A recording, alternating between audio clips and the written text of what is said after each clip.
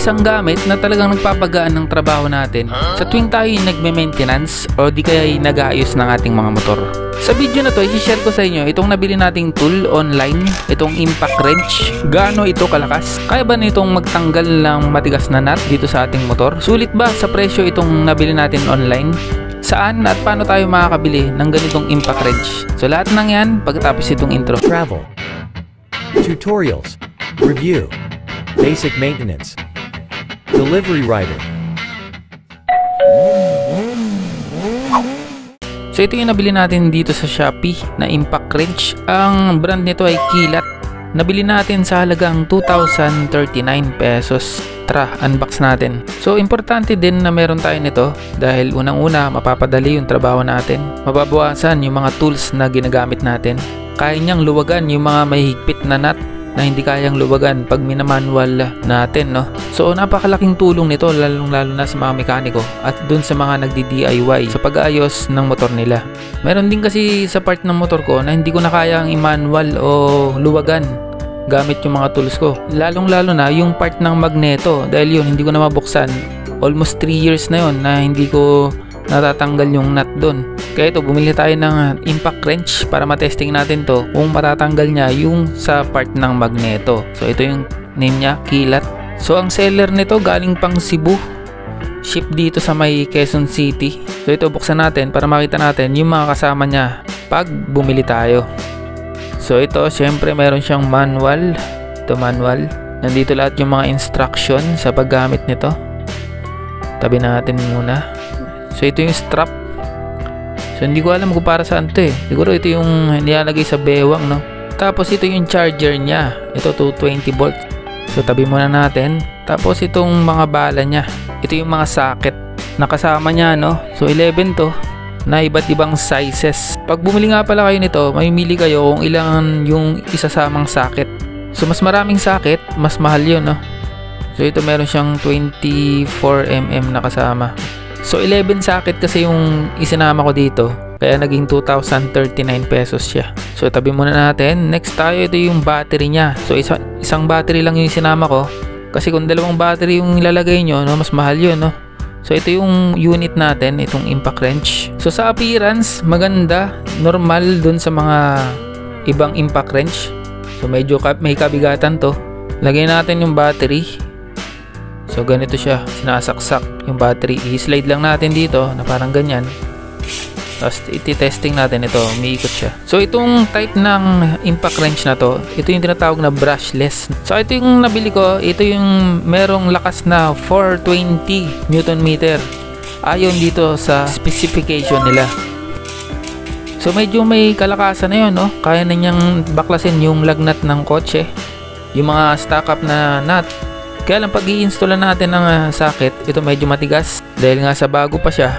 So meron din siyang ilaw. So pagka medyo madilim at gumagamit tayo nitong impact wrench, so malaking bagay yung ilaw na yun, no? So makikita natin yung mga nut na binubuksan natin. So overall appearance niya, maganda siya. Ito, malakas yung ilaw niya. So ito, matitesting natin to kung gaano siya kalakas, no? Kung sulit ba yung binayad natin dito. At kung totoo ba yung 420 na Newton meter na nalakas niya, no? Testing natin dun sa nut ng magneto na 3 years ko na hindi nabubuksan. Saka para mapinturahan ko na rin yung magneto. At para malaman din natin kung affordable at quality itong nabili natin, no? So ilalagay ko na rin din sa description yung link nito, no? Kung interesado kayo dito sa unit na to, sa impact wrench na to. Tara, testing na natin. So ngayon, testing natin dito sa may front wheel axle natin, no? So size 14 to. So lagyan natin ng kontra sa kabila. Lagyan din natin ng size 14 kontra sa kabilang side. So ngayon, impakin natin. So ito, saglit lang yan natanggal. Basic lang sa kanya. Tanggalin yung nut na itong wheel axle natin. So ito nga pala, pag pinapalitan ko ng socket, ganito yung ginagawa ko, no? Para masalpak ko siya na maayos, itutulak ko siya ng paganyan para maisagad ko siya. Ito, nasagad ko na. Ngayon, i-testing naman natin dito banda sa may tambucho niya.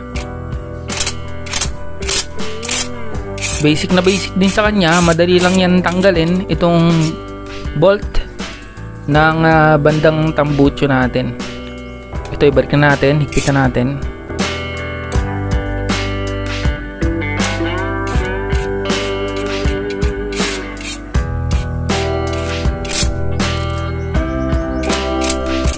Dito naman tayo banda sa may magneto natin na 3 years na natin hindi nabubuksan itong nut na ito. Ngayon makikita natin kung gaano siya kalakas. Baklasin muna natin tong pan cover. Gamitan lang natin ang Phillips screwdriver tong pan cover. May mga tornilyo kasi ito eh.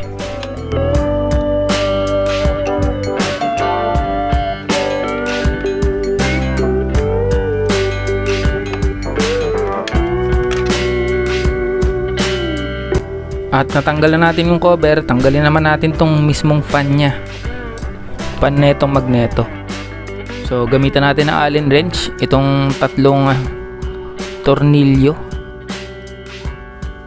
nitong pan natin.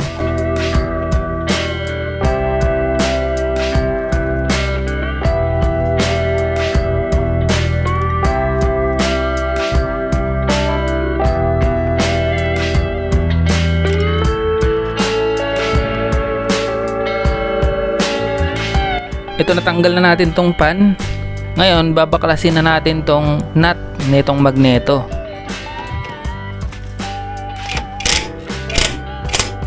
Ito, naluluwagan niya. At yun na nga, natanggal niya.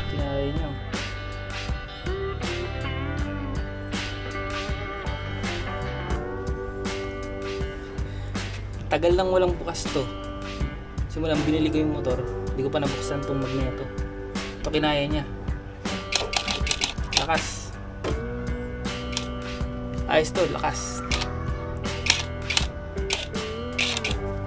So dito napatunayan natin na malakas nga tong impact wrench na ito. Ito, nilagyan ko lang ng konting WD-40 para smooth yung pagkakabaklas. So ito yung nut niya. So overall malakas, sulit yung pagkakabili natin dito, no? Kinaya yung mga matitigas na nut. Tulad nga nito, almost 3 years na hindi nabuksan. So kung gusto nyong ganitong impact wrench, ganitong brand, ilalagay ko sa description yung link, yung Shopee link nya para maka-order din kayo, no? So ganito na lang tong vlog natin. Maraming salamat. Kita-kits tayo sa next video. Yun lang, thank you.